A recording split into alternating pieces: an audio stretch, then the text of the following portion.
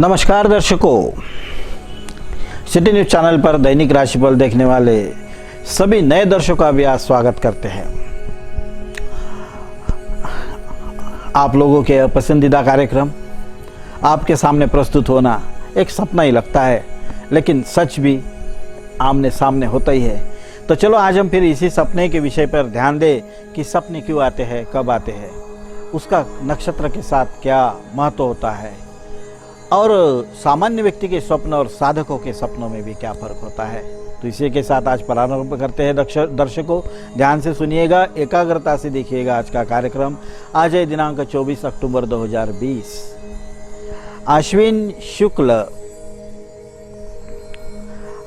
शुक्ल अष्टमी आज शनिवार, श्रवण नक्षत्र, दुर्गाष्टमी भी है, महाअष्टमी का उपवास भी है, आज नवमी उपवास भी कहते हैं, सरस्वती विसर्जन भी होता है। यह नवरात्र पर्व में मातृसत्ता का, स्त्रियों के शक्तिवर्धन करने वाली इस पूरे पर्व में आप सभी का स्वागत करते हुए आज श्रवण नक्षत्र पर बहुत ही आनंद हो रहा है। स्त्री के नया रूप, युवती हो या सौभाग्यवती, एक विशेष मायने रखते हैं वृद्ध और बालिका से भी। जहाँ पे शास्त्रों ने कहा है कि साधना सिर्फ युवकों के लिए है, कोई बालकों के लिए या वृद्धों के लिए साधना नहीं होती, तभी ध्यान में आ जाता है कि स्त्री को शक्ति क्यों कहा जाता है। इस शक्ति पर्व में आप सभी का फिर से स्वागत। और आज हम एक ध्यान देते हैं एक महत्वपूर्ण दर्शक की प्रश्न की ओर, जो एक सुकन्या है, सुमाता की लाडली और एक अपने सुपिता की एक रौनक कह सकते हैं, जिसे कुमारी आरना नीलेश जी चिखिले, सौभाग्यवती दीपाली जी की बेटी है। यह चिखल सावंगी के मूल निवासी है, जो मोर्शी के पास आता है। 11 जनवरी 2009 को इस आरना का जन्म हुआ था। सबसे पहले आरना, तुम्हारा इस कार्यक्रम में स्वागत और तुम्हारे माता पिता का बहुत बहुत अभिनंदन, क्योंकि आप अपने आप में भाग्यवान हो कि आपको इतना सुंदर परिवार मिला।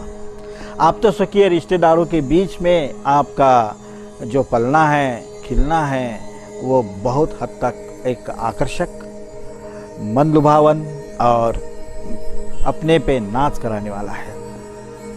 आरना जी, आपके जन्म तारीख के अनुसार आपकी उम्र देखे जाए तो अभी बस 11 प्लस हो गई है, 12। आपको आपकी अपने अब जीवन की बाहर देखने को मिलेंगी, एक समझ की ओर आपका सफ़र आगे बढ़ने वाला है। आप हर दिन अपने नए रूप को देखेंगे। अध्ययन में अगर हो आप तो इतिहास आपका बहुत मनपसंद विषय रहेगा। भाषा में भी आपको बहुत रुचि रहेंगी। हो सकता है कि आपको संगीत की ओर भी आपका झुकाव बढ़ जाए। भाषा का ज्ञान लेने के लिए आपने भी थोड़ी कसर नहीं रखनी चाहिए, क्योंकि आप जितने सुंदर हो उससे भी सुंदर आप वार्तालाप कर सकते हो। आपका भविष्य भी उज्जवल है। आपको जीवन के उज्जवल भविष्य की शुभकामनाएं भी। आपके मनपसंद विषयों में खासकर एक गृह के विषय, एक कैटरिंग, भोजन बनाने की विधियाँ या खुद नटने संवरने की विधियाँ आपके लिए लाभदायक रहेंगी। डॉक्टर भी बनना आपके लिए बहुत फायदेकारक रहेगा, क्योंकि सेवा शुश्रूषा का गुण आपके भीतर उपजत ही है। आपने जो आज बहुत सुंदर प्रश्न पूछा है वो भी बहुत अच्छा है कि सपने क्यों आते हैं और सपने किसके पूरे होते हैं। देखिए, जब हमारा मन मस्तिष्क जब थक जाता है 16 घंटे के बाद, जैसे भोजन में 7 घंटे के बाद भूख लगती है, नींद हमें 16 घंटे के बाद आ जाती है 17वें घंटे में, वैसे ही भिन्न भिन्न क्रियाकलाप का एक समय दिया हुआ है। तो जब हमारा मस्तिष्क एक थकान पे आ जाता है तो हम निद्रा का अनुभव करते हैं। इस निद्रा में हमारा अंतर्मन वो निद्रिस्त नहीं होता, वह हम जहाँ जहाँ जाके आए उस वस्तु, व्यक्ति, परिस्थिति का एक नवदर्शन हमें कराते रहता है। वह हमारे सूक्ष्म चेतना के पटल पर हम देखते रहते हैं। इसके अलावा कुछ भयावह सपने भी आते हैं जो हमें डरा कर रहते हैं। कुछ बहुत ही सुखद स्वप्न रहते हैं, एक संतोष की अनुभूति देते हैं। कहीं पे अपने अदृश्य पितर भी, घर से गुजरे हुए लोग उसमें दिखते हैं, तो कुछ व्यर्थ के भी आते हैं।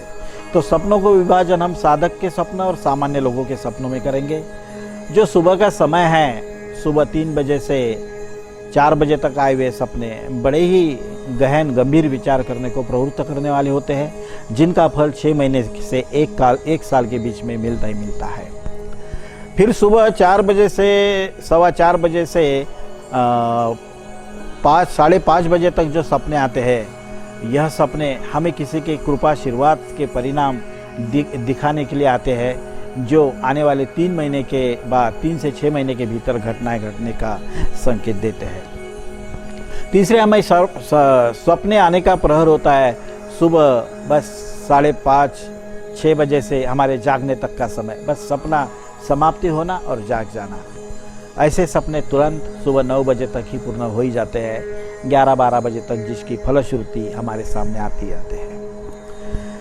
इस सपनों के वर्णन के साथ हम देखेंगे कि नक्षत्र का इससे क्या प्रभाव है। जब सपने आपके जन्म तिथि या नक्षत्र पर आते हैं तो विशेष फलदायक होते हैं।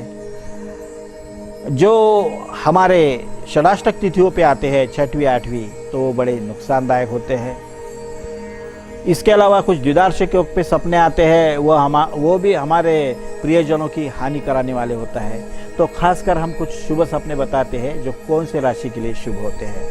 तो सबसे पहले आज के इस नक्षत्र श्रवण पर जन्मे बालकों को आशीर्वाद, जिनका जन्मदिन हो उनको भी जन्मदिन की बधाई। सबसे पहले मेष राशि वालों को कौन सा सपना बहुत शुभ होता है? अगर मेष राशि के व्यक्ति के कुंडली में गुरु बलवान है या केंद्र में है, तो ऐसे व्यक्ति को आकाश में उड़ना दिखना भाग्य का लक्षण है, सौभाग्य का लक्षण है। वृषभ राशि के व्यक्तियों को सपने में पशु पक्षी का दर्शन होना बड़ा ही सौभाग्य कारक होता है, मानो तब से आपकी मनस्थिति परिस्थिति एक गति पकड़ने वाली हो। मिथुन राशि के लोगों को देखा जाए तो प्रेमी युगल, मिलन, किसी को मिलाना, ऐसा देखने से अपने भाग्योदय की संभावना दिखती है। तीसरा व्यक्ति सहयोग बनकर आपका साथ देता ही देता है। कर्क राशि के व्यक्तियों को कहीं अस्पताल में जाना, कोई दुखद समाचार सुनना, किसी की चिंता रहना, ऐसे अगर सपने दिखते हैं तो ये 4 चांद अपने तरक्की में लगाने वाले हैं, ऐसा इन्होंने बिल्कुल सोचना चाहिए। सिंह राशि के लोगों को डर का साया, डरावना माहौल या कोई डरा रहा है, ऐसा अगर दिखता है तो समझना चाहिए कि हमारे भीतर की शक्ति का उदय होकर हमें हमारे आत्मा का प्रतिबिंब दिखने वाला है। कन्या राशि को अपने सपने में एक नाबालिग को देखना, युवती को देखना, सौभाग्यवती को देखना, खिन्न रहना, दुखी रहना, तरसना, किसी का इंतजार करना, ऐसा अगर सपना आता है तो बहुत बड़े परिवर्तन के, मनस्थिति में सुधार के और आत्मलाभ के योग आते हैं। तुला राशि का संबंध पूरा न्यायपालिका से है। अगर आपको सपने में तराजू दिखे, न्यायालय दिखे, कोई वकील दिखे, जज दिखे या किसी की लड़ाई दिखे, तो समझ लेना चाहिए कि आपके जीवन में महत्वपूर्ण न्याय निर्णय होने वाला है और आप कुछ निर्णायक मोड़ पर आने वाले हैं। वृश्चिक राशि के लोगों को अगर सपने में डंक मार रहा है कोई बिच्छू, कोई सांप पानी में तैर रहा है, आगे बढ़ रहा है, ऐसा अगर दिखता है तो उनको अपने उल्लास के, सुख के अनुभव आएंगे, अपने भीतर समझ का विस्तार भी होगा। लेकिन इसके अलावा अगर उल्टा दिखता है कि सांप अपने तरफ आ रहा है, हमारे आंख पे आ रहा है, तो यह नुकसान की भी संभावना होती है। धनु राशि के लोगों को एक खिलखिलाते खेत फूलों से हो या फलों से हो या अनाज से हो, किसान खेती में झुककर कष्ट कर रहा है। इसके बाद इंद्रधनुष्य दिखाई दे रहा है, दूर पहाड़ियों से किरणें आपकी तरफ आ रही है। अगर ऐसा कुछ दिखाई देता है तो आपके जीवन में लाभ, आप में घर में बरकत और एक लबालब आपका जीवन, आपका बैंक हो या कुछ भी हो, पैसे से भरा रहेगा, घर भी भरा रहेगा। मकर राशि के लोगों को नदी किनारा, समुद्र का किनारा, झरना या पहाड़ों पर चढ़ना, पहाड़ों से नीचे उतरना, घड़ा लेकर आगे बढ़ना, किसी को जल देने के लिए आगे बढ़ना, ऐसा अगर सपना दिखता है तो सौभाग्य के सूचक, घर में संतान प्राप्ति, संतान से सुख दर्शक भी समझना चाहिए। कुंभ